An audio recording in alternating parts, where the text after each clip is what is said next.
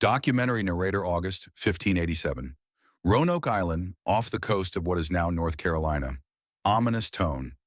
115 English settlers, men, women, children. Serious. 3 years later, their governor returns. After a long pause. The colony is gone. The house is dismantled neatly. No bodies. No graves. No sign of struggle. Whispers. One word. Carved into a tree post. Suddenly serious. 3 questions remain. What happened in those 3 missing years? Where did 115 people go? And what was the colony trying to tell us with that single carved word? Serious. To understand what happened, we have to start in London, 1584. Walter Raleigh holds a charter from Queen Elizabeth, the right to colonize any land in the New World not already claimed by a Christian prince. The first English attempt at Roanoke had failed. Soldiers, no farmers. They starved. They abandoned the island in 1586. Raleigh tries again. This time he sends families, 117 colonists. Their governor, a painter named John White, who had been on the first expedition. White had drawn the Algonquian villages, fish weirs, ceremonies, the most detailed European record of indigenous North America at that time. White knew the land. He knew the people. His daughter Eleanor was pregnant. His son-in-law Ananias Dare was a master tiler from London. They were supposed to settle further north, at the mouth of the Chesapeake. Better harbor, friendlier tribes. Ominous tone. But the ship's captain refused. He dropped them at Roanoke, the same island that had killed the first colony. August 18, 1587. Eleanor Dare gives birth to a girl, Virginia, the first English child born in the Americas.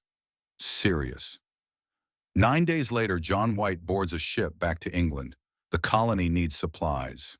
Serious. White's plan was simple. Sail to England, pick up supplies and reinforcements, return within the year. That year was 1588. The Spanish Armada, 130 ships, the largest naval invasion fleet Europe had ever seen, pointed at England. Every available English vessel was conscripted into the defense, including Raleigh's. White could not get a ship. He tried. In 1588, he chartered 2 small pinnaces, too small for an Atlantic crossing with supplies. They were attacked by French privateers, looted, and limped back to England with nothing. 1589. War with Spain continues. No ship. 1590. White finally finds a captain willing to take him, a privateer named Abraham Cock. The deal: Cock would raid Spanish shipping in the Caribbean first, then drop White at Roanoke. The crossing takes most of the summer. Storms, fights with Spanish ships. Cock loses men. August 17, 1590. 3 years and 1 week after he left, White's boats approach Roanoke Island at dusk. He sees smoke rising from the trees. He fires a cannon to announce his arrival. He plays trumpet calls. He sings familiar English songs. Ominous tone. Nothing answers back. The next morning, August 18th, Virginia Dare's 3rd birthday, White and a landing party rowed ashore. Serious. They find the village empty. The houses are gone, dismantled. The palisade is intact, but the entrance is open. Whispers. On a post by the gate, 5 letters carved into the wood. Croatoan. Serious. The carved word is the entire mystery in 5 letters. John White had given the colony a code before he left. If they moved while he was away, they should carve the name of their destination on a tree or post. And if they had been forced to move under duress, if they were in trouble, they should carve a Maltese cross above the destination name.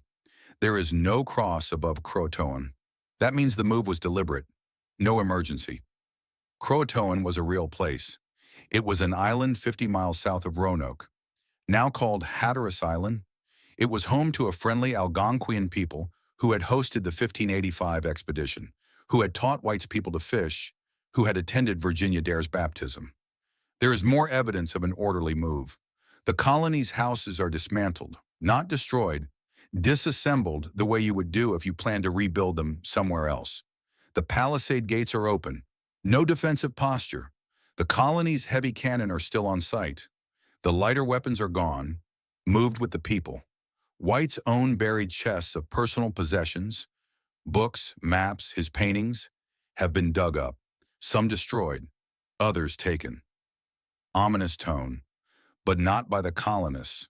The chests were buried in a hiding place only White knew. Whoever opened them had been told where to look. Serious, which means at least one colonist had been captured and had talked. Serious, for 400 years, four theories competed. Ominous tone, Theory 1. Spanish attack. Spain had been hunting the English colonies since 1588. They reached Chesapeake Bay in 1591. They knew Roanoke existed. Problem: Spanish records of the period are detailed. No mention of finding or destroying a colony, and there are no Spanish artifacts at the site. Theory 2.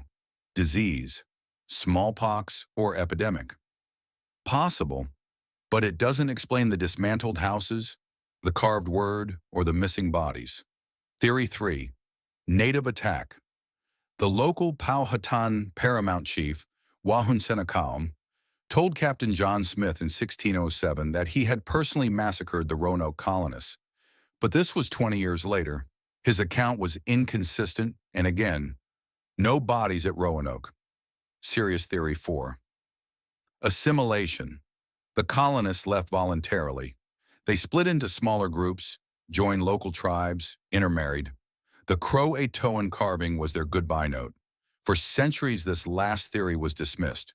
Romantic, unprovable. Then in 1998, paleoclimate researcher David Stahle reconstructed the regional drought record from tree rings. He published the result in the journal Science. Ominous tone. 1587 through 1589 was the worst three-year drought in 800 years of North Carolina history. Catastrophic. The Algonquian villages were starving too. Serious. Suddenly the colony's choice, split up, ask the friendliest neighbors for shelter, looked less romantic and more rational, reflective, softly. Starting in 2009, two separate archaeological projects began digging. One on Hatteras Island, the historical Croatoan, led by Mark Horton from Bristol. They found copper rapier hilts, slate writing tablets, a glass bead pattern that matched White's 1585 inventory, and gun locks consistent with 1580s English manufacture, dated to roughly 1590 to 1620, a period when the colonists would have been living among the Croatoan. The other project, Site X, Bertie County, 50 miles inland from Roanoke, up the Chowan River. Led by the First Colony Foundation, they found English ceramics from the right period, buttons, a particular kind of tile work, possibly the work of Ananias Dare, the master tiler. Serious. The current consensus among archaeologists is that the colony did exactly what the Croatoan carvings suggested. Most of them moved south to Hatteras Island, joining the friendly Croatoan. A smaller group, including Eleanor and Ananias Dare, went inland to Site X.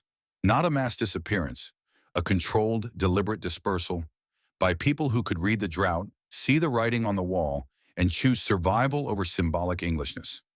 Reflective Virginia Dare, the first English child born in America, probably grew up speaking Algonquian, probably had Algonquian children of her own. Her descendants may still be alive today in eastern North Carolina. The word Croatoan was not a mystery, it was an address. Softly, they told us exactly where they went. We just took 400 years to listen.